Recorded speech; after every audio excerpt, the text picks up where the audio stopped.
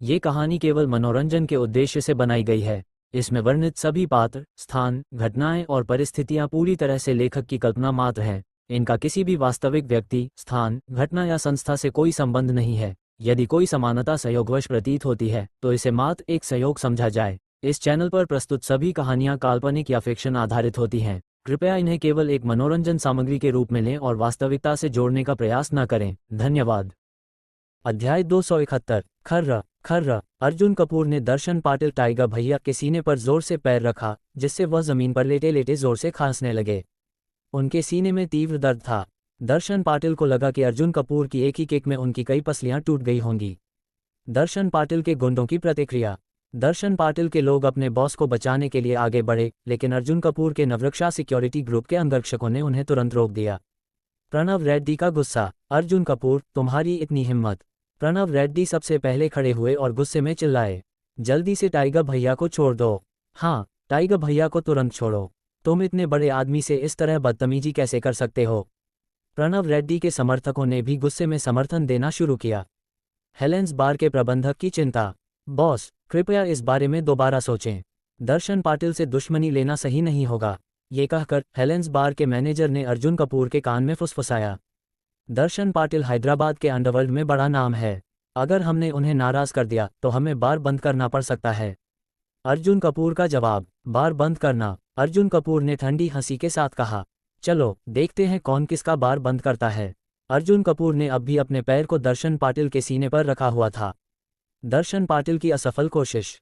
दर्शन पाटिल ने अर्जुन कपूर के पैर को हटाने की पूरी कोशिश की, लेकिन उन्हें जल्द ही एहसास हुआ कि वे अपनी पूरी ताकत लगाने के बावजूद भी अर्जुन कपूर को हिला नहीं पा रहे थे।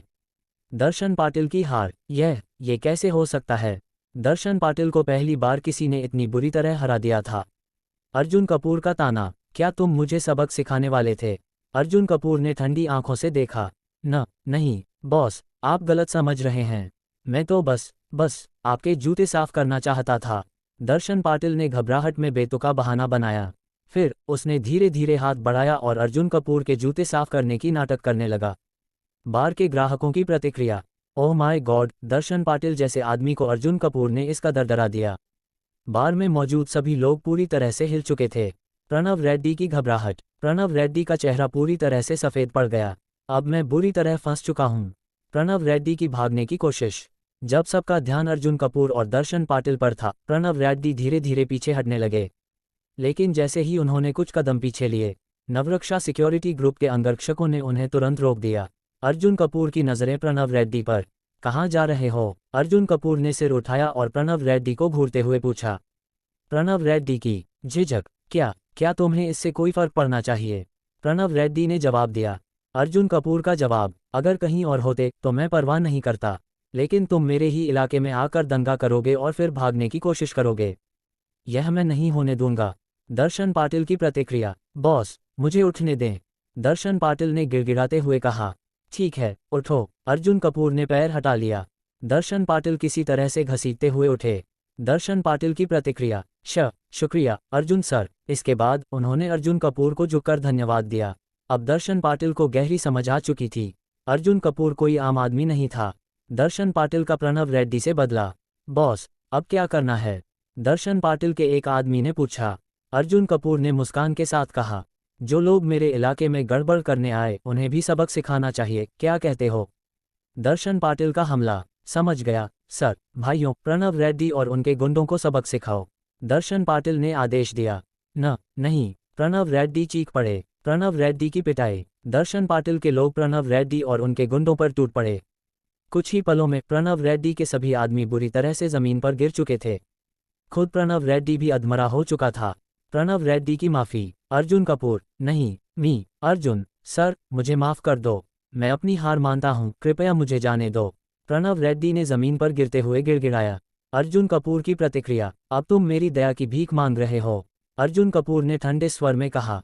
अंतिम चेतावनी, अब यहाँ से निकल जाओ और दोबारा मेरे इलाके में गड़बड़ करने मत आना। अगर अगली बार तुम्हें यहाँ देखा तो तुम्हारी हड्डियाँ गिनना मुश्किल हो जाएगा। प्रणव रेड्डी का हश्र। प्रणव रेड्डी को अस्पताल ले जाया गया। कम से कम 3-4 महीने तक वह अस्पताल से बाहर नहीं निकल सकेगा। हेलेंस बार में उत्सव का माहौल। बॉस अर्जुन जिंदाबाद। बॉस अर्जुन शक्तिशाली हैं। पूरा बार जयकारों से गूंज उठा। आज की घटना पूरी हैदराबाद के अंडरवर्ल्ड को हिलाकर रख देगी। लेकिन प्रणव रेड्डी सिर्फ एक छोटा मोहरा था। अब अर्जुन कपूर ने असली लड़ाई की तैयारी कर ली थी। अध्याय 272। अर्जुन कपूर अब रेड्डी परिवार के बिजनेस पर हमला करने वाले थे। लेकिन रेड्डी परिवार के पास हैदराबाद में बहुत सारे बिजनेस हैं, जिनमें से कुछ तो गुप्त रूप से छिपे हुए हैं। इसलिए अर्जुन कपूर को पहले ये तय करना था कि उन्हें सबसे पहले कौन से बिजनेस पर हमला करना चाहिए। पहली कंपनी को निशाना बनाना बहुत महत्वपूर्ण था। हेलेंस बार की लड़ाई के बाद बार का मुद्दा हल हो गया था। अब प्रणव रेड्डी का बार किसी भी दिन दिवालिया हो जाएगा, क्योंकि अब उसे प्रणव रेड्डी का समर्थन नहीं मिलेगा। इसके बाद अर्जुन कपूर होटल लौट आए। अगले दिन हैदराबाद एयरपोर्ट पर एक नई शुरुआत। अगली दोपहर अर्जुन कपूर ने हैदराबाद एयरपोर्ट का रुख किया। कुछ ही देर बाद एयरपोर्ट से दो बेहद खूबसूरत महिलाएं बाहर निकलीं। वे थीं ज्योति चौहान और सृष्टि कपूर। ज्योति चौहान और सृष्टि कपूर की एंट्री। ज्योति चौहान को अर्जुन कपूर ने खासतौर पर मुंबई से बुलाया था। जहां तक सृष्टि कपूर की बात है, अर्जुन कपूर पहले भी उन्हें हैदराबाद बुलाना चाहते थे और उन्हें अपना सहयोगी बनाना चाहते थे। लेकिन तब मुंबई में कुछ समस्याएं थीं, जिनकी वजह से सृष्टि कपूर तब नहीं आ पाईं।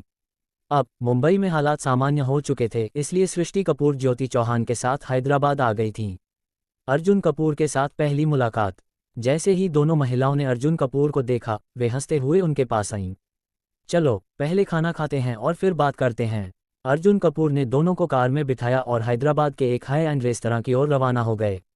रेड्डी परिवार की एक नई चुनौती। जब अर्जुन कपूर, ज्योति चौहान और सृष्टि कपूर रेस्तरां के अंदर जाने वाले थे, तभी सामने से तीन लोग उनकी ओर बढ़ रहे थे। ज्योति चौहान। उस तीन लोगों में से एक महिला ने ज्योति चौहान को पहचान लिया।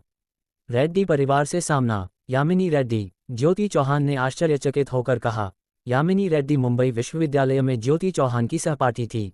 यामिनी रेड्डी बेहद प्रतिभाशाली थी, लेकिन हर बार ज्योति चौहान से हार जाती थी। अगर ज्योति चौहान न होती तो यामिनी रेड्डी अपनी कक्षा की सबसे प्रतिभाशाली छात्रा होती। यामिनी रेड्डी की घमंड भरी एंट्री। यामिनी रेड्डी ने अपनी नवीनतम उपलब्धि पर गर्व महसूस करते हुए कहा, मैंने हाल ही में Hyderabad Reddy capital group join किया है। फिर उसने अपने बॉस की ओर इशारा करते हुए कहा, ये हमारे बॉस हैं, हैदराबाद रेड्डी कैपिटल ग्रुप के महाप्रबंधक जगदीश चौधरी। जगदीश चौधरी का परिचय। Hyderabad Reddy capital group. अर्जुन कपूर ने अपनी भौहें चढ़ा लीं। ये रेड्डी परिवार की सबसे बड़ी कंपनियों में से एक थी। इसकी ताकत अर्जुन कपूर के रेयान ग्रुप, रेकॉम ग्रुप से भी अधिक थी। सामना अर्जुन कपूर बनाम जगदीश चौधरी। और तुम, ज्योति? यामिनी रेड्डी ने ज्योति चौहान से पूछा।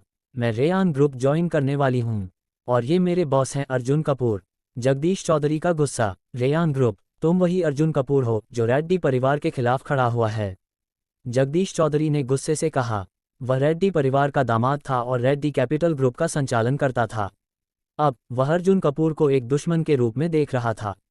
खुलेआम धमकी। तुमने बहुत बड़ी गलती कर दी है अर्जुन कपूर। अब तुम्हारी किस्मत खत्म हो गई है। जगदीश चौधरी ने ठंडे स्वर में कहा। यामिनी रेड्डी की असली सोच। यामिनी रेड्डी को अब समझ आ चुका था कि अर्जुन कपूर उनका दुश्मन है। इसलिए उसने ज्योति चौहान को नीचा दिखाने की कोशिश की। ज्योति, तुम्हें रेयान ग्रुप जैसी घटिया कंपनी में नौकरी करने में शर्म नहीं आती?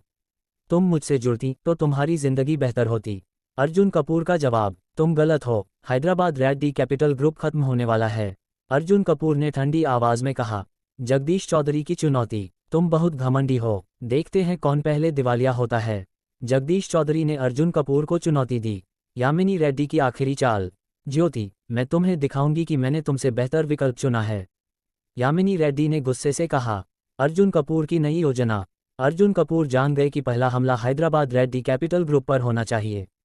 सिस्टम से नया इनाम। डिंग संकेत। 50वें दिन का इनाम। मिड लेवल दिवालियापन कार्ड। मिड लेवल दिवालियापन कार्ड का उपयोग। ये कार्ड किसी कंपनी को 7-10 बिलियन का नुकसान करा सकता है। अर्जुन कपूर मुस्कुराए। अब हैदराबाद रेड्डी कैपिटल ग्रुप का पतन शुरू हो चुका था। भविष्य की रणनीति। अर्जुन कपूर ने ज्योति चौहान और सृष्टि कपूर को रेयान ग्रुप में मैनेजर पद पर नियुक्त किया। अचानक आया एक फ़ोन कॉल। रात को अर्जुन कपूर अपने होटल लौटने वाले थे, तभी उनके फ़ोन पर एक अनपेक्षित कॉल आया। ये कौन हो सकता है? अर्जुन कपूर ने फ़ोन उठाया। अध्याय 273। जैसे ही अर्जुन कपूर ने फ़ोन नंबर देखा, उनका दिल तेज़ी से धड़कने लगा। कॉल करने वाला कोई और नहीं बल्कि नवरक्षा सिक्योरिटी ग्रुप के कुछ विशेषज्ञ थे, जिन्हें अर्जुन कपूर ने विशेष रूप से नियुक्त किया था। गुमशुदा मां की खोज। अर्जुन कपूर की मां को लापता हुए 1 साल हो चुका था। इस पूरे साल में अर्जुन कपूर ने उन्हें खोजने की हर संभव कोशिश की, लेकिन कोई सुराग नहीं मिला। लेकिन जब से अर्जुन कपूर को सिस्टम मिला और उन्होंने नवरक्षा सिक्योरिटी ग्रुप को अपने नियंत्रण में लिया, उन्होंने अपने बेहतरीन ट्रैकिंग विशेषज्ञों को इस मिशन पर लगा दिया। उन्होंने पूरी मुंबई खंगाल डाली और अंततः एक सुराग मिला। नया सुराग, मां हैदराबाद गई थीं। वे एक वीडियो फुटेज ढूंढने में सफल रहे जिसमें अर्जुन कपूर की मां को मुंबई से बाहर गाड़ी चलाते हुए देखा गया। उस सड़क का रास्ता हैदराबाद, दिल्ली और अन्य शहरों की ओर जाता था। इसलिए अर्जुन कपूर ने तुरंत अपने विशेषज्ञों को इस दिशा में आगे बढ़ने का आदेश दिया। अब कई दिनों की कड़ी मेहनत के बाद एक पूर्व विशेष बल अधिकारी ने अर्जुन कपूर को कॉल किया। अर्जुन कपूर के मन में सवाल था, क्या यह अच्छी खबर है या बुरी? कॉल का जवाब, बॉस, हमें आपकी मां का सुराग मिल गया। क्या तुम पक्के हो? अर्जुन कपूर उत्साहित होकर बोले। बिल्कुल बॉस, विशेषज्ञ ने पुष्टि की और रिपोर्ट देना जारी रखा। हमने हाईवे के साथ कई शहरों में खोज की और कुछ दिन पहले हम हैदराबाद पहुंचे। वहीं हमें सटीक जानकारी मिली। क्या मां हैदराबाद में हैं? हैदराबाद? अर्जुन कपूर चौंक गए। क्या इसका मतलब यह है कि मेरी मां अभी भी हैदराबाद में हैं? अगर ऐसा हुआ तो मैं जल्द ही मां से मिल सकता हूं। मां की सही लोकेशन अब भी अज्ञात। बॉस, हमने अभी तक उनकी सटीक लोकेशन नहीं पाई है, लेकिन हमें ये पता चला कि आपकी मां ने 1 साल पहले हैदराबाद के एक किराना स्टोर से पानी खरीदा था। इससे ये पुष्टि होती है कि वह कभी न कभी यहाँ आई थीं। मुश्किलें बनी हुई हैं, लेकिन बॉस, हमें अभी भी यह नहीं पता कि वह अब भी हैदराबाद में हैं या किसी और शहर में चली गई हैं। मुंबई प्रांत के बाहर हमारी जांच करना 10 गुना ज़्यादा कठिन है। अर्जुन कपूर की प्रतिक्रिया, कोई बात नहीं, ये भी एक अच्छी खबर है। इसका मतलब है कि हमारी दिशा सही है। अगर हम इसी तरह खोज जारी रखें तो हमें ज़रूर सफलता मिलेगी। मैं अभी हैदराबाद में हूँ। अगर किसी तरह की दिक्कत आए तो तुरंत मुझे बताना। समझ गया बॉस। इसके बाद अर्जुन कपूर ने फ़ोन काट दिया। नए मिशन की तैयारी। रात के खाने के बाद अर्जुन कपूर वायुपंथ सुपरकार एसोसिएशन फेयू सुपरकार एसोसिएशन की ओर रवाना हुए। वहां पहुंचते ही उन्हें कुछ नए सदस्यों की बातचीत सुनाई दी।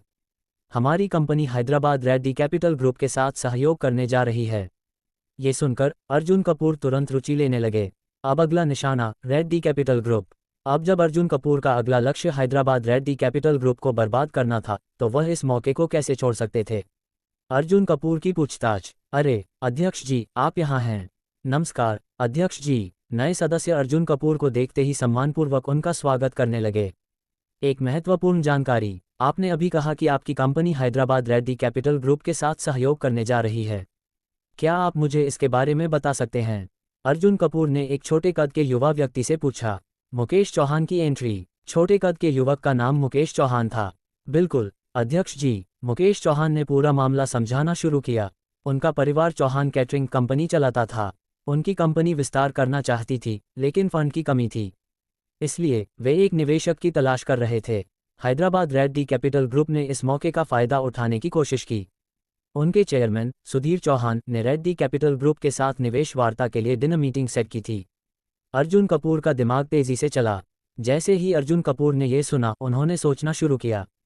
सिस्टम का नया टास्क जारी किया गया। हैदराबाद रेड्डी कैपिटल ग्रुप का व्यापार तोड़ो और चौहान कैटरिंग कंपनी में रेयान ग्रुप का निवेश करवाओ। इनाम 23 एक्सपी पॉइंट्स, 135 अनुभव अंक। अर्जुन कपूर का अगला कदम। मुकेश, तुम्हारी कंपनी बहुत अच्छी है, मैं भी इसमें निवेश करना चाहता हूँ।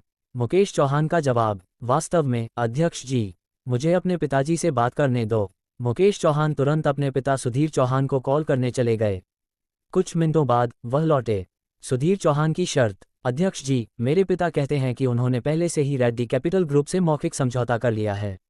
वे आपको और रेड्डी ग्रुप को एक साथ डिनर पर बुलाना चाहते हैं। अर्जुन कपूर ने सुधीर चौहान की मंशा को तुरंत भांप लिया। क्या ये सिर्फ तुलना करने का मामला नहीं था, ये देखने के लिए कि कौन बेहतर सौदा दे सकता है? ठीक है, अर्जुन कपूर ने सिर हिलाया। सिस्टम टास्क पहले ही जारी हो चुका था और अब वह रेड्डी कैपिटल ग्रुप के निवेश को रोक सकता था और उन्हें भारी नुकसान पहुंचा सकता था। अगर ऐसा मौका हाथ लगा है तो उसे छोड़ना क्यों? अध्यक्ष जी, मैं आज रात आपके साथ चलूंगा। जब समय आएगा मैं आपकी ओर से बोलूंगा, मुकेश चौहान ने तुरंत कहा। वह बिना किसी संकोच के अर्जुन कपूर के पक्ष में खड़ा था। अर्जुन कपूर ने सिर हिलाया। प्रिंस यानी मुकेश चौहान की मदद से रेड्डी कैपिटल ग्रुप के सौदे को रोकने और सिस्टम टास्क को पूरा करने की संभावना और बढ़ गई थी। समय तेजी से बीत गया। रात होते ही अर्जुन कपूर अपनी गाड़ी चलाकर सीधे उस रेस्तरां की ओर निकल पड़े जहां सुधीर चौहान ने मीटिंग रखी थी। अध्याय 274। इस समय रेस्तरां में एक खिड़की वाली सीट पर स्काईलाइन कैपिटल ग्रुप के प्रतिनिधि मयंक राजपूत पहले ही पहुंच चुके थे। श्री चौहान, मैं अनुबंध ले आया हूं, आइए इस पर चर्चा करें। अगर कोई समस्या नहीं है तो इसे अभी साइन करें ताकि देरी ना हो। बोलते हुए मयंक राजपूत ने 2 दस्तावेज निकाले और उनमें से एक सुधीर चौहान को सौंप दिया। लेकिन जो बात उन्हें हैरान कर गई वह ये थी कि सुधीर चौहान ने उसे नहीं लिया। मैनेजर मयंक, दुनिया में अन्य कंपनियों ने भी मुझसे संपर्क किया है। सुधीर चौहान ने ऐसे कहा जैसे किसी बात की ओर इशारा कर रहे हों।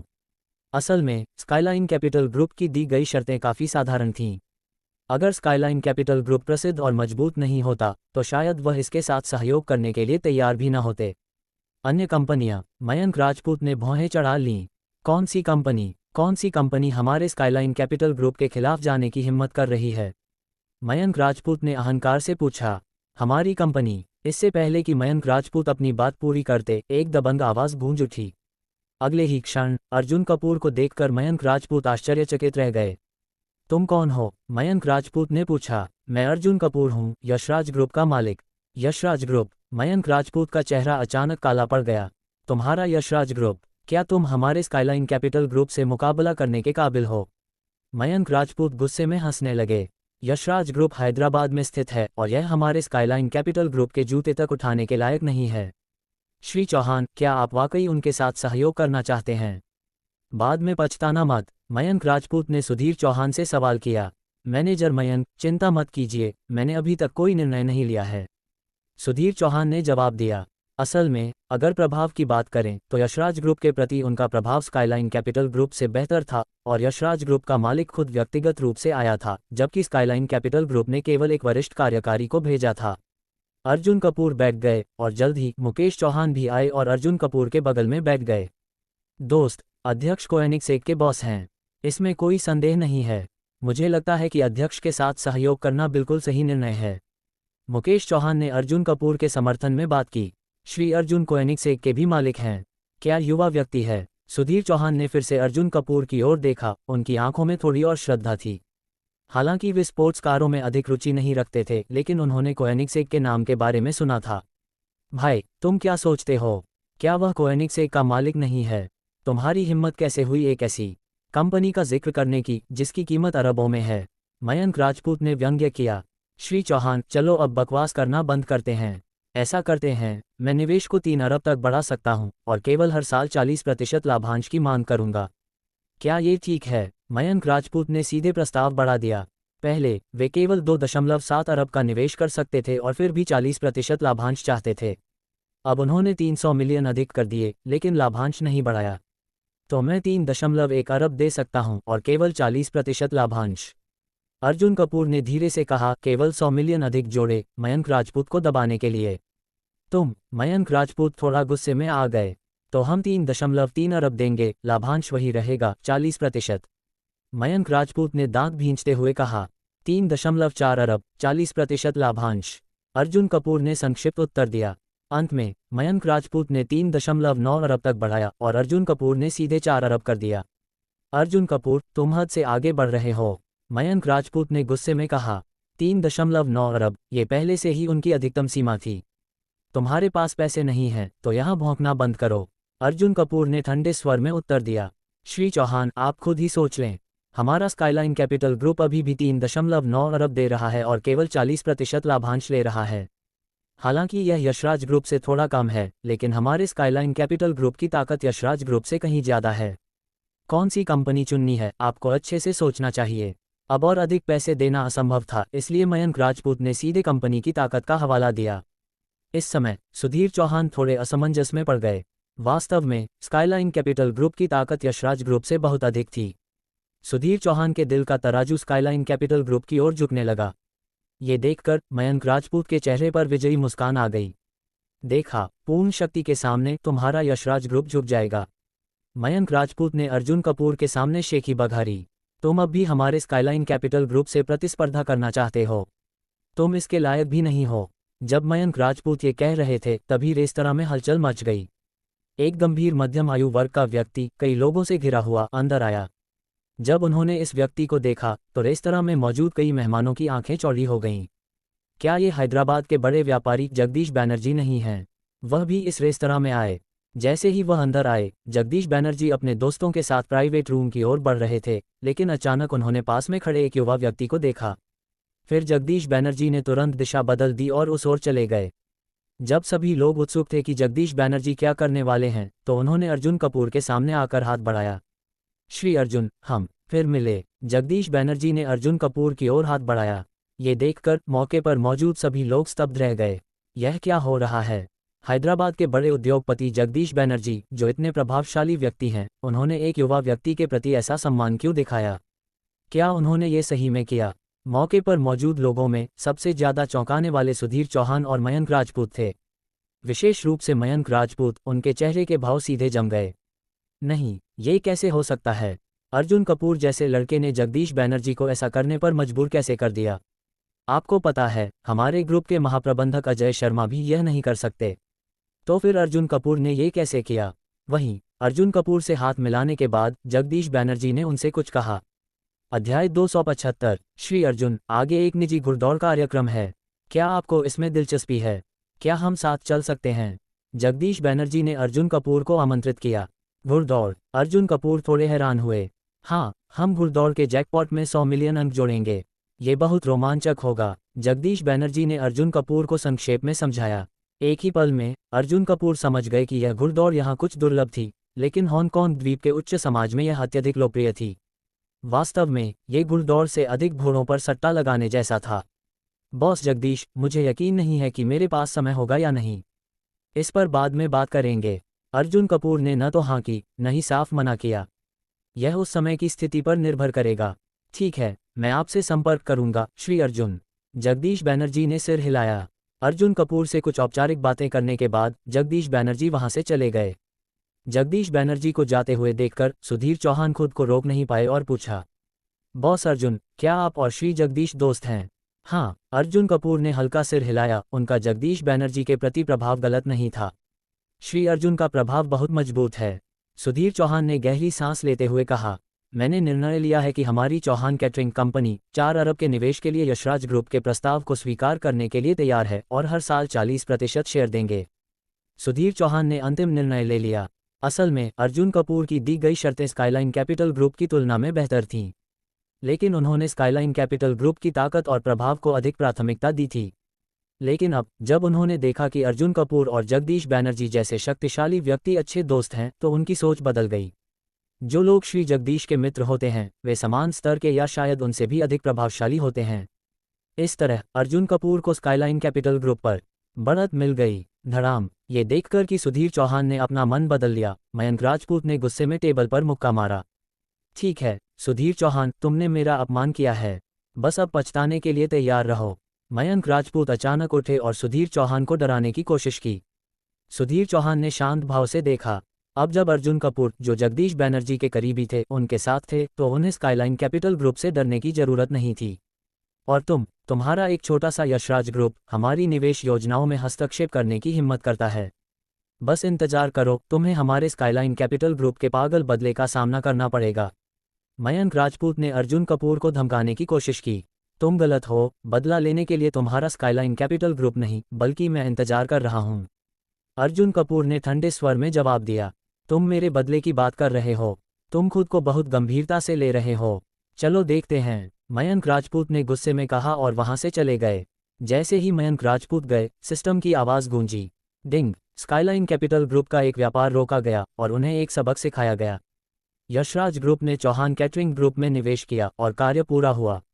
बधाई हो, आपको प्राप्त हुए 23 वृद्धि अंक। बधाई हो, आपको प्राप्त हुए 135 अनुभव अंक। मिशन पूरा हो चुका था और अर्जुन कपूर ने सफलतापूर्वक 23 वृद्धि अंक अर्जित कर लिए। बाद में अर्जुन कपूर इनका अच्छी तरह से उपयोग करने की योजना बना रहे थे। श्री अर्जुन, आपके साथ काम करके खुशी हुई। सुधीर चौहान ने अर्जुन कपूर की ओर हाथ बढ़ाया। सहयोग करके खुशी हुई। मैं बाद में एक विशेषज्ञ भेजूंगा और हम अनुबंध पर हस्ताक्षर करेंगे। अर्जुन कपूर ने आगे की योजना तय की। खाने के बाद अर्जुन कपूर वहां से चले गए। योजक चिन्ह योजक चिन्ह योजक चिन्ह। स्काईलाइन कैपिटल ग्रुप में उथल पुथल। जैसे ही अर्जुन कपूर होटल लौटे, उन्होंने तुरंत सिस्टम में प्रवेश किया और 23 वृद्धि अंक देखे। सिस्टम में कई विकल्प थे, शक्ति, गति, आत्मा आदि को बढ़ाने के लिए। अर्जुन कपूर सोच में पड़ गए। पिछली कई बढ़ोतरी के बाद उनकी इन क्षमताओं की मूल्यवान संख्या बढ़ गई थी, लेकिन कोई भी वास्तव में असाधारण नहीं थी। आखिर में अर्जुन कपूर ने अपने सभी 23 वृद्धि अंक शक्ति पर लगाने का फैसला किया। स्काईलाइन कैपिटल ग्रुप से उनकी भिड़ंत हो चुकी थी। कौन जानता था कि आगे क्या होगा। शक्ति बढ़ने से अर्जुन कपूर का आत्मविश्वास और सुरक्षा भी बढ़ जाएगी। शक्ति 85 अंक। शक्ति मूल्य तुरंत 85 हो गया, जो पहले की तुलना में कई गुना अधिक था। जब अर्जुन कपूर यहां अपनी क्षमताएं बढ़ाने में लगे थे, उसी समय जगदीश बैनर्जी ने स्काईलाइन कैपिटल ग्रुप में एक आपातकालीन उच्च स्तरीय बैठक बुला ली। स्काईलाइन कैपिटल ग्रुप के अधिकतर वरिष्ठ अधिकारियों को बुलाया गया। श्री जगदीश अचानक रात में उच्च स्तरीय बैठक क्यों बुला रहे हैं? पता नहीं, लेकिन यह जरूर कोई महत्वपूर्ण बात होगी। मुझे कुछ अजीब महसूस हो रहा है। जब सभी अधिकारी आपस में चर्चा कर रहे थे, जगदीश बैनर्जी गंभीर भाव से अंदर आए। मैं आज सिर्फ एक घोषणा करने आया हूं। आज से हमारा हैदराबाद स्थित स्काईलाइन कैपिटल ग्रुप आधिकारिक रूप से यशराज ग्रुप के खिलाफ युद्ध की घोषणा करता है। हम तब तक लड़ेंगे जब तक यशराज ग्रुप पूरी तरह से बर्बाद नहीं हो जाता। जगदीश बैनर्जी ने उत्साह से कहा। बेशक, ये भी संभव है कि हम यशराज ग्रुप द्वारा बर्बाद हो जाएं, लेकिन इसकी संभावना सिर्फ 1% नहीं, बल्कि 1000वां हिस्सा है। स्काईलाइन कैपिटल ग्रुप की ताकत ने जगदीश बैनर्जी को यह आत्मविश्वास दिया था। जैसे ही उन्होंने ये कहा, सभी अधिकारी कुछ सेकंड के लिए स्तब्ध रह गए। फिर, क्या बात है? ये तो सिर्फ यशराज ग्रुप है। यशराज ग्रुप में ताकत हो सकती है, लेकिन हमारे मुकाबले कुछ भी नहीं। लेकिन जगदीश बैनर्जी की खुशी ज़्यादा देर नहीं टिकी, क्योंकि तभी स्काईलाइन कैपिटल ग्रुप का एक और वरिष्ठ अधिकारी वहां आ गया। अध्याय 276। मैनेजर मयंक राजपूत आ पहुंचे। Manager Mayank, Chauhan catering company में निवेश का क्या हुआ? क्या ये तय हो गया? मयंक राजपूत को देर से आता देखकर जगदीश बैनर्जी ने आत्मविश्वास से पूछा। चौहान कैटरिंग कंपनी में निवेश एक विशेष परियोजना थी और वह इसे लेकर बहुत गंभीर थे। ये लगभग निश्चित लाभ वाली डील थी। यदि यह निवेश सफल होता तो अगले कुछ वर्षों तक उनकी कंपनी को हर साल कम से कम कुछ करोड़ों का मुनाफा मिलता। और जगदीश बैनर्जी को पूरा विश्वास था कि अगर उन्होंने इस कंपनी को अपने नियंत्रण में ले लिया तो कोई अन्य कंपनी उनके साथ प्रतिस्पर्धा करने की हिम्मत नहीं करेगी। चौहान कैटरिंग कंपनी को जीतना उनके लिए आसान होना चाहिए था। चूंकि मयंक राजपूत आज रात सुधीर चौहान के साथ निवेश पर चर्चा करने गए थे, जगदीश बैनर्जी ने उनकी देर से आने की बात को ज़्यादा तूल नहीं दिया। लेकिन जब उन्होंने महाप्रबंधक का सवाल सुना तो मयंक राजपूत थोड़े झिझक गए और खुलकर कुछ नहीं कहा। क्या हो रहा है? जल्दी बताओ। जगदीश बैनर्जी का धैर्य पूरी तरह से खत्म हो गया। अगले ही क्षण जगदीश बैनर्जी ने वह उत्तर सुना जिसने उनका दिल लगभग रोक दिया।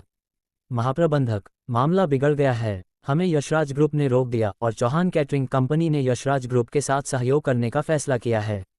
मयंक राजपूत डरते डरते बोले। तुमने क्या कहा? यशराज ग्रुप। जगदीश बैनर्जी पूरी तरह से स्तब्ध रह गए। अभी अभी वरिष्ठ अधिकारी यह डींग मार रहे थे कि वे यशराज ग्रुप को कैसे खत्म कर देंगे और इसमें कितना समय लगेगा। लेकिन हकीकत ये थी कि यशराज ग्रुप ने पहले ही उनका निवेश रोक दिया।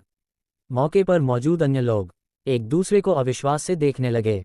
हमने अभी शुरुआत भी नहीं की थी और किसी और ने हमें पहले ही करारा तमाचा मार दिया। ये तो बहुत शर्मनाक है। तुम्हें कैसे पता कि यशराज ग्रुप ने ये किया है?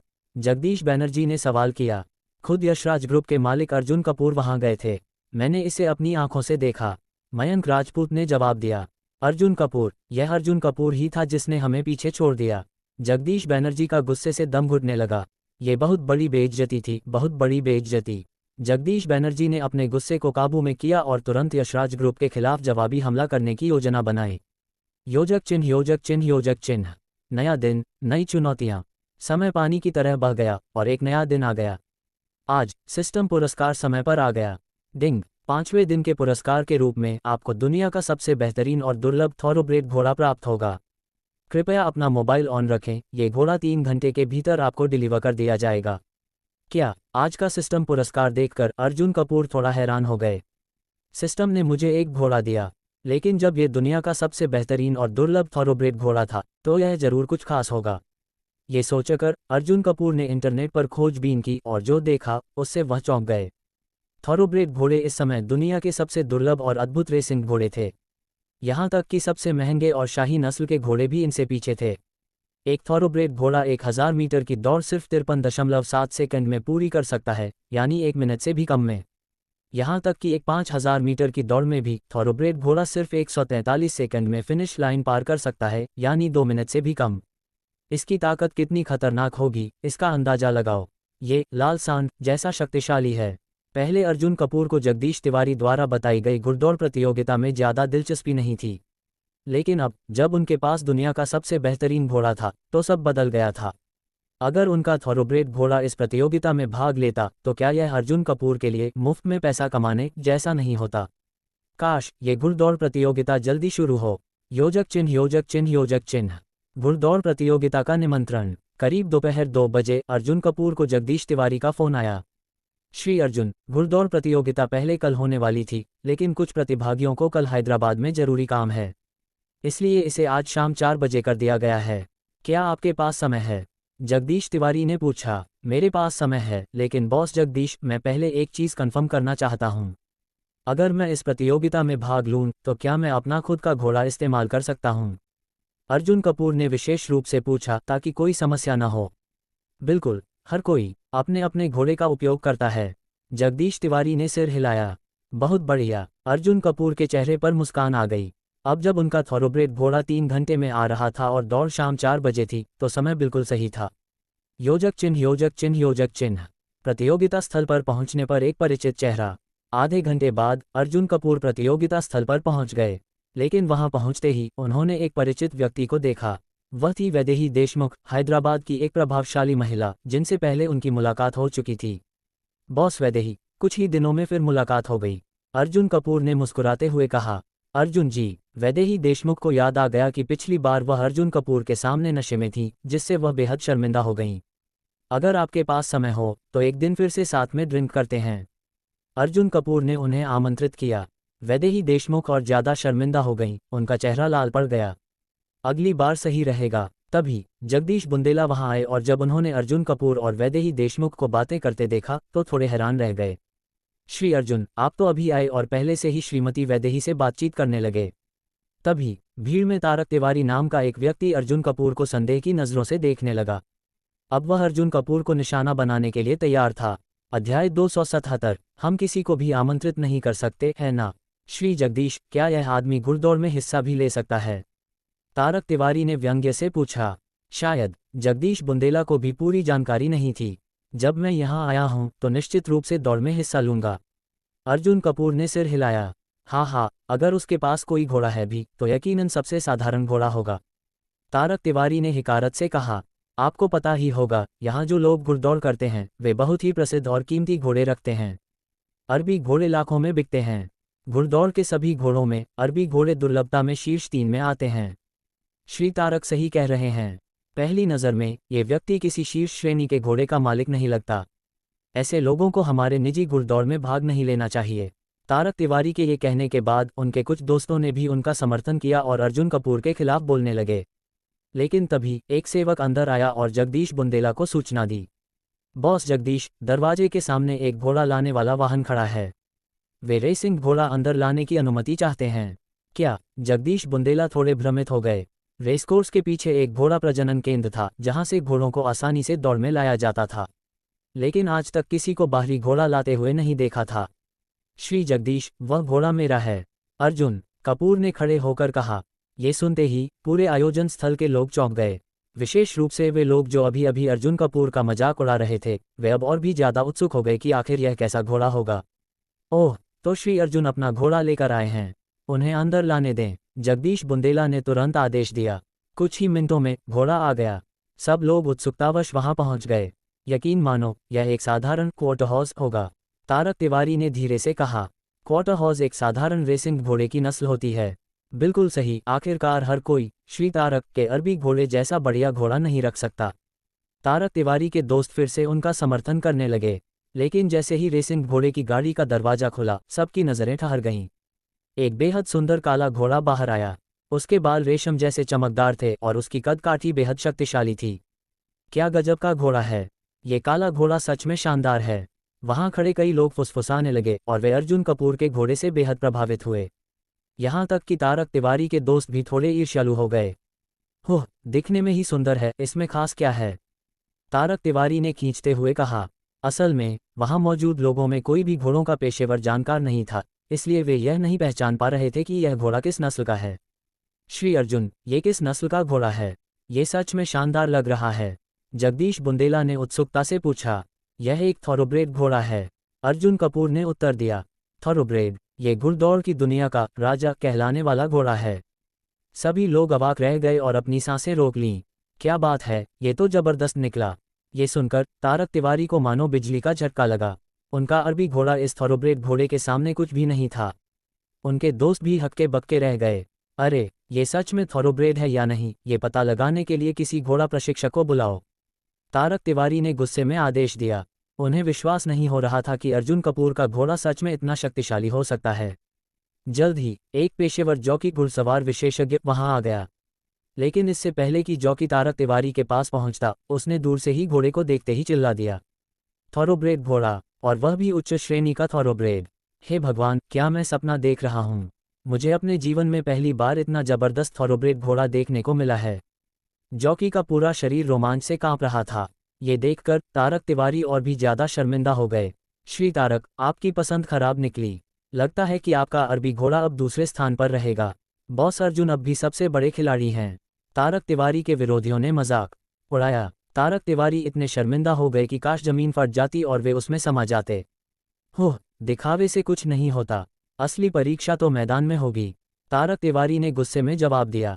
चलो मैदान में देखते हैं कि असली विजेता कौन है। लेकिन तभी वैदेही देशमुख ने विरोध किया। ये सही नहीं है, श्री अर्जुन का घोड़ा अभी अभी यहाँ आया है। लंबी यात्रा के कारण वह थका हुआ होगा और उसकी ताकत पर असर पड़ेगा।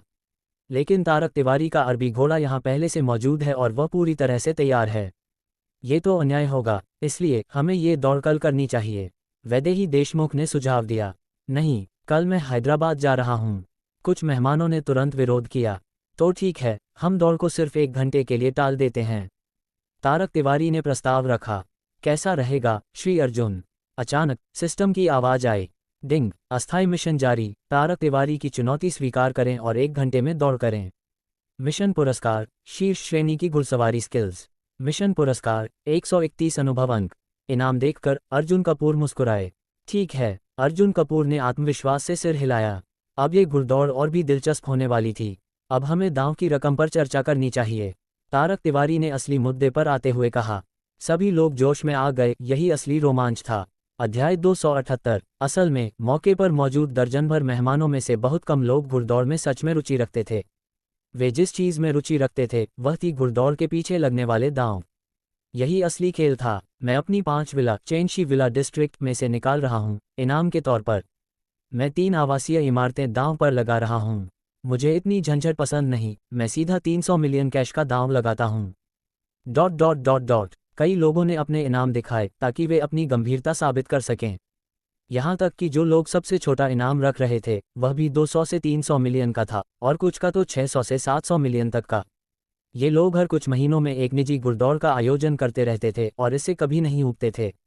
अनुमान लगाया जाए तो ये लोग हर साल कम से कम 10 बिलियन तक के इनाम दांव पर लगाते थे और कई बार यह 50 बिलियन तक भी पहुंच जाता था। इससे साफ था कि इन लोगों के पास कितना भयानक वित्तीय सामर्थ्य था। मैं हैदराबाद के शीर्ष 3 रेस्तरां में से एक नोई वेस्टर्न रेस्तरां इनाम में रख रहा हूं। तारक तिवारी ने अचानक सबको चौंका दिया। सभी ने अविश्वास भरी निगाहों से तारक तिवारी की ओर देखा। नोई वेस्टर्न रेस्तरां हैदराबाद में बहुत प्रसिद्ध था। इसमें एक बार का औसत खर्च हजारों में होता था और इसका बाजार मूल्य कम से कम 20 से 30 बिलियन था। क्या तारक तिवारी पागल हो गया था? उसने इतनी बड़ी रकम का इनाम क्यों रखा? सब आपस में बातें करने लगे। मैं अपने अरबी घोड़े पर दांव लगाता हूं कि वही पहले स्थान पर आएगा। अर्जुन कपूर, क्या तुम मुझसे ये दांव लगाने की हिम्मत रखते हो? तारक तिवारी को अपने अरबी घोड़े पर पूरा भरोसा था और उसने सीधे चुनौती दी। उसका अरबी घोड़ा अरबी नस्ल के सबसे बेहतरीन घोड़ों में से एक था और उसके कई शानदार रिकॉर्ड थे। भले ही अर्जुन कपूर का घोड़ा थॉरोब्रेड था, लेकिन इसका यह मतलब नहीं था कि वह सबसे तेज घोड़ा होगा। क्यों नहीं? अर्जुन कपूर ने दम से जवाब दिया। जैसे ही अर्जुन कपूर ने चुनौती स्वीकार की, सिस्टम की आवाज आई। डिंग, तारक तिवारी की चुनौती स्वीकार करने और 1 घंटे में दौड़ने का कार्य पूरा हुआ। बधाई हो, आपको प्राप्त हुआ शीर्ष श्रेणी की घुड़सवारी स्किल्स। बधाई हो, आपको प्राप्त हुए 131 अनुभव अंक। एक ही पल में अर्जुन कपूर के दिमाग में जबरदस्त यादें उमड़ पड़ीं। अब उनके पास शीर्ष स्तर की घुड़सवारी कौशल थी। अब तुम्हें क्या दांव पर लगाना है? मेरे नोई वेस्टर्न रेस्तरां की तुलना में क्या दांव लगाओगे? तारक तिवारी ने आगे पूछा। उसने अपना रेस्तरां इसीलिए रखा था ताकि वह अर्जुन कपूर से भी भारी इनाम रखवा सके। मैं हैदराबाद रॉयल कार्लटन होटल रखूंगा, अर्जुन कपूर ने शांत स्वर में जवाब दिया।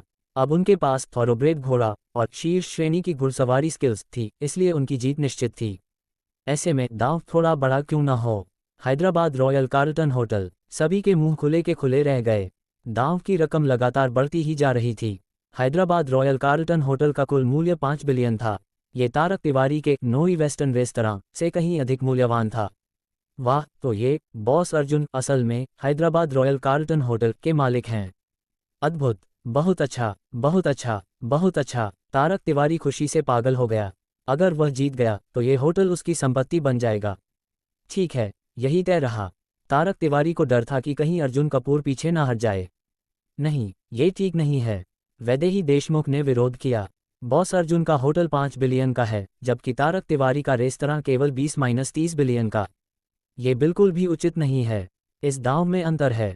अर्जुन कपूर कुछ कहने ही वाले थे कि वैदेही देशमुख पहले ही उनकी ओर से बोल पड़ी। सही कहा बॉस तारक, आपको कम से कम 2 बिलियन और बढ़ाने चाहिए ताकि यह बराबरी का दांव बने। कुछ अन्य मेहमानों ने भी समर्थन किया। तारक तिवारी के चेहरे का रंग उड़ गया। ठीक है, मैं जियांगनान मैंशन की 5 आवासीय इमारतें इनाम में रखता हूँ। जियांगनान मैंशन हैदराबाद का एक उच्च वर्गीय रिहायशी क्षेत्र था। 5 इमारतों की कीमत भी करीब 2 बिलियन के आसपास थी। अब सभी ने सहमति जताई। मैं 300 मिलियन का दांव लगाती हूँ बॉस अर्जुन की जीत पर, वैदेही देशमुख ने घोषणा की। और तुम लोग? वैदेही देशमुख ने तारक तिवारी के दोस्तों की ओर देखा। हम तारक पर दांव लगाएंगे। मैं भी अरबी घोड़े पर दांव लगाता हूँ। कई लोगों ने सैकड़ों मिलियन के दांव लगाए। अब इनाम और दांव तय हो चुका था। दौड़ का समय आ पहुंचा। बॉस अर्जुन, आपको घुड़सवार चाहिए? मैं एक ढूंढ दूं? जगदीश बुंदेला ने पूछा। नहीं, मैं खुद सवारी करूंगा, अर्जुन कपूर ने जवाब दिया। खुद? भीड़ में हलचल मच गई। होह, अब तो और भी बुरी तरह हारोगे, तारक तिवारी ने व्यंग्य किया। सब लोग घुड़दौड़ मैदान की ओर चले गए। बॉस अर्जुन, मुझे निराश मत करना। मैंने तुम पर 300 मिलियन का दांव लगाया है, वैदेही देशमुख ने कहा। बस देखते रहो। अर्जुन कपूर हल्की मुस्कान के साथ मैदान में उतरे। चूंकि वे आखिरी में आए थे, उन्हें दौड़ में अंतिम 13वें स्थान पर रखा गया। सभी घुड़सवार अपने घोड़ों पर सवार होकर स्टार्टिंग पॉइंट पर आ गए। रेफरी ने सीटी बजाई और सभी घोड़े बिजली की गति से दौड़ पड़े। कुछ ही सेकंड में अर्जुन कपूर और तारक तिवारी आगे निकल आए। फिलहाल दौड़ बराबरी पर थी। अर्जुन का घोड़ा कुछ खास नहीं है, मेरा घुड़सवार आखिरी पलों में पूरा दम लगाएगा, तारक तिवारी ने हंसते हुए कहा। लेकिन तभी अर्जुन कपूर ने अपनी नई सीखी स्किल्स का इस्तेमाल किया। अचानक उनका घोड़ा रफ्तार पकड़ने लगा। अध्याय 279। जैसे ही अर्जुन कपूर ने अपनी पूरी ताकत झोंकी, मंच पर स्थिति तुरंत बदल गई। अर्जुन कपूर ने आसानी से तारक तिवारी के अरबी घोड़े को पीछे छोड़ दिया और पहले स्थान पर पहुंच गए। और दोनों के बीच की दूरी लगातार बढ़ती जा रही थी। दर्शकों की प्रतिक्रिया। मंच पर जैसे ही अर्जुन कपूर सबसे आगे निकले, वैदेही देशमुख की चिंता खत्म हो गई। यकीनन बॉस अर्जुन ने उन्हें निराश नहीं किया। यह क्या हो रहा है? अर्जुन कपूर ने उसे कैसे पछाड़ दिया? ये बस एक गलती होगी। यकीनन तारक के घुड़सवार ने अभी पूरी ताकत नहीं लगाई है। तारक तिवारी और उनके कुछ दोस्त खुद को दिलासा देने लगे। अभी प्रतियोगिता अपने तीसरे चरण में है। मेरा घुड़सवार आमतौर पर आखिरी चरण में पूरी ताकत लगाता है। अभी तो बस कुछ मीटर का फर्क है, वह आसानी से अर्जुन कपूर को पछाड़ देगा। तारक तिवारी अभी भी आत्मविश्वास से भरे हुए थे, लेकिन जैसे ही वे बोल रहे थे, अर्जुन कपूर की और तारक तिवारी की दूरी 10 मीटर तक बढ़ चुकी थी। जल्दी दौड़ो, अर्जुन कपूर को पछाड़ो, तारक तिवारी चीखने लगे। वे अब अपनी सीट पर बैठे नहीं रह सके। उनके घुड़सवार ने पूरी ताकत झोंक दी, लेकिन दुर्भाग्य से उनकी क्षमता अर्जुन कपूर के मुकाबले कुछ भी नहीं थी। आखिर में अर्जुन कपूर ने आसानी से दौड़ जीत ली और पहले स्थान पर आ गए। दांव लगाने वालों की प्रतिक्रिया। अब बताओ, किसका पैसा बर्बाद हुआ? वैदेही देशमुख ने तारक तिवारी के उन दोस्तों की ओर देखा जो पहले अर्जुन कपूर का मजाक उड़ा रहे थे। अब उनके चेहरे पर हवाइयां उड़ रही थीं और वे चुपचाप सिर झुकाए बैठे थे। यहां तक कि तारक तिवारी भी पूरी तरह से सदमे में थे। उनका चेहरा सफ़ेद पड़ चुका था, मानो वह किसी कब्र से अभी अभी बाहर निकले हों। अब तो सब खत्म हो गया था। तारक तिवारी का नुकसान। तारक तिवारी का दिल खून के आंसू रो रहा था। ना सिर्फ उन्होंने नोई वेस्टर्न रेस्तरां खो दिया, बल्कि उन्हें 5 हाई एंड रेसिडेंशियल बिल्डिंग्स भी देनी पड़ीं। एक ही घुड़दौड़ में उन्होंने 4 से 5 बिलियन का नुकसान कर दिया। ये किसी भी अमीर आदमी के लिए एक बहुत बड़ा झटका था।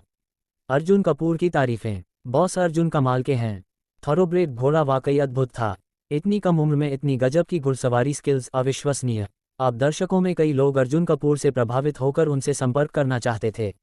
बिना किसी प्रयास के अर्जुन कपूर का नेटवर्क और भी बढ़ गया। इनाम की डिलीवरी। अब समय आ गया है इनाम देने का, वैदेही देशमुख ने कहा। तारक तिवारी के दोस्तों को अपनी शर्त हारने का बहुत बुरा लग रहा था, लेकिन उन्होंने फिर भी पैसे चुका दिए। लेकिन तारक तिवारी को इस नुकसान पर यकीन ही नहीं हो रहा था। एक पल के लिए तो उन्होंने सोचा कि वे शर्त से पीछे हट जाएं, लेकिन इतने बड़े अमीरों के बीच धोखाधड़ी करना असंभव था। आखिरकार उन्होंने दांत भींचकर एक एसेट ट्रांसफर एग्रीमेंट पर साइन किए और नई वेस्टर्न रेस्तरां तथा आवासीय बिल्डिंग्स अर्जुन कपूर के नाम कर दीं। उम्मीद है कि तुम इन्हें अच्छे से पचा सकोगे, तारक तिवारी ने गहरी आवाज में कहा। सिर्फ 4-5 बिलियन की संपत्ति है, मैं इसे आराम से संभाल सकता हूँ। इसकी चिंता तुम मत करो। अर्जुन कपूर मुस्कुराए और दस्तावेज ले लिए। एक घुड़दौड़ में उन्होंने आसानी से 4-5 बिलियन कमा लिए। अब उन्हें घुड़दौड़ का नशा चढ़ने लगा था। भविष्य की साजिश। तारक तिवारी ने अर्जुन कपूर को जलती नज़रों से देखा और गुस्से में वहां से चले गए। मैं इस हार को ऐसे नहीं छोड़ूंगा। मैंने 4-5 बिलियन गंवाए हैं, इस हार का बदला जरूर लूंगा। घुड़दौड़ स्किल से कोई ताकतवर नहीं बन जाता, असली ताकत कुछ और होती है। नई सौदेबाजी और नए अवसर। बहुत बहुत धन्यवाद बॉस अर्जुन, आपने इस महिला को करोड़ों का फायदा दिला दिया। वैदेही देशमुख बेहद खुश थीं। उन्होंने सिर्फ मजे के लिए घुड़दौड़ में हिस्सा लिया था, लेकिन उन्हें सौभाग्य से करोड़ों की कमाई हो गई। बॉस अर्जुन, आप सच में अविश्वसनीय हैं। जगदीश बुंदेला भी बधाई देने आए। एक नया प्रस्ताव। घुड़दौड़ के बाद अर्जुन कपूर को एहसास हुआ कि उनके पास खुद का कोई घोड़ा फार्म नहीं था। इसलिए उन्होंने भी बाकी अमीरों की तरह अपने घोड़े को वहीं स्टेबल में रखने का फैसला किया। रेसकोर्स से निकलते हुए उन्हें अचानक लखनऊ चौधरी परिवार के योगेश चौधरी का फोन आया। बॉस अर्जुन, विरोधी पक्ष पूरी तरह से हार मान चुका है। आपके समर्थन के बिना ये संभव नहीं था। अगर आपको कभी हमारी जरूरत पड़े तो निसंकोच बताएं। योगेश चौधरी ने आभार व्यक्त किया। बॉस अर्जुन, हम आपको कृतज्ञता स्वरूप 7 बिलियन देंगे। पहले 4 बिलियन ट्रांसफर कर रहे हैं, बाकी 3 बिलियन अगले 3 दिनों में देंगे। योगेश चौधरी बोले, इतनी बड़ी रकम एक साथ जुटाना संभव नहीं था, इसलिए थोड़ी देरी होगी। ठीक है, अर्जुन कपूर ने सहमति दी। कुछ ही सेकंड में 4 बिलियन उनके खाते में आ गए। शंकाएं और संदेह। शाम को जब अर्जुन कपूर आराम कर रहे थे, उन्होंने अचानक कई समाचार देखे। बॉलीवुड के कुछ बड़े सितारों के घोटालों की खबरें सामने आ रही थीं। पहले तो उन्हें लगा कि यह सामान्य है, लेकिन जैसे जैसे उन्होंने और खबरें देखीं, उन्हें अजीब लगा। हर घोटाले में कोई न कोई Shreejaya film and television group का सितारा फंसा हुआ था। 1-2 बार होता तो संयोग हो सकता था, लेकिन 3-4 बार एक ही कंपनी के सितारे। इसके पीछे कुछ गहरी साजिश थी। उन्होंने तुरंत Shreejaya film and television group से संपर्क किया। बॉस, हमें शक है कि कोई हमारे खिलाफ साजिश कर रहा है, ग्रुप के उपाध्यक्ष ने कहा। लेकिन ये कौन कर रहा था? अर्जुन कपूर के पास कोई स्पष्ट जवाब नहीं था। आने वाली मुसीबत। ठीक उसी समय कुछ और बड़ा होने वाला था। एक बेहद मुश्किल स्थिति ने सबको चौंका दिया। अध्याय 280। इंटरनेट पर एक और सनसनीखेज खबर आ गई। Shreejaya film and television group के सितारे सभी घोटालों में फंसे हैं। ये पूरा ग्रुप ही गंदगी का अड्डा है और बाकी कलाकार भी बेकार हैं। सभी को इस ग्रुप का बहिष्कार करना चाहिए। सोशल मीडिया पर हंगामा। सही कहा, ये पूरा ग्रुप ही फर्जी है। अगर यह सब सच है तो हमें इस ग्रुप का बहिष्कार करना ही चाहिए। अब सब समझ में आ रहा है, ये पूरा गिरोह है। जैसे ही यह अफवाह फैली, किसी गुप्त शक्ति ने इसे और हवा दी। नेटिजन्स ने तुरंत बहिष्कार की मुहिम छेड़ दी। अगर यह सिलसिला जारी रहता तो Shreejaya film and television group को भारी नुकसान उठाना पड़ता। ये केवल कुछ कलाकारों के व्यक्तिगत स्कैंडल से भी बड़ा संकट था। अर्जुन कपूर की प्रतिक्रिया। अर्जुन कपूर ने तुरंत Shreejaya film and television group की टीम को स्थिति संभालने का निर्देश दिया। साथ ही उन्होंने अपनी निजी नेटवर्किंग का उपयोग कर इस साजिश का पर्दाफाश करने की तैयारी शुरू की। एक और हमला। कुछ घंटों बाद Shreejaya film and television group की टीम को लगा कि स्थिति नियंत्रण में आ गई है। लेकिन आधी रात के बाद अचानक नए पेड ट्रेंड सोशल मीडिया पर छा गए। किसी ने फिर से पैसे देकर Shreejaya film and television group के खिलाफ अभियान शुरू कर दिया। अब कंपनी में अराजकता फैल गई। हर कोई घबराया हुआ था। Shreejaya film and television group में संकट बैठक। अब क्या करें? कंपनी के उपाध्यक्ष बेचैनी से ऑफिस में टहल रहे थे। जैसे ही अर्जुन कपूर वहां पहुंचे, उपाध्यक्ष ने तुरंत उनसे मदद मांगी। बॉस अर्जुन, हमें इस हमले के पीछे कौन है ये पता करना होगा। अर्जुन कपूर ने कंपनी को स्थिर किया और तभी उनके फ़ोन की घंटी बजी। एक रहस्यमयी call. Boss Arjun, Shreejaya film and television group के अध्यक्ष आप ही हैं, सही? फ़ोन के दूसरी ओर एक महिला की घमंडी आवाज़ थी। तुम कौन हो? अर्जुन कपूर ने पूछा। तुम्हारा ग्रुप बर्बाद हो रहा है। नेटिजन्स ने तुम्हारे कलाकारों के घोटाले उजागर कर दिए हैं। हर सेकंड तुम्हें नुकसान हो रहा है।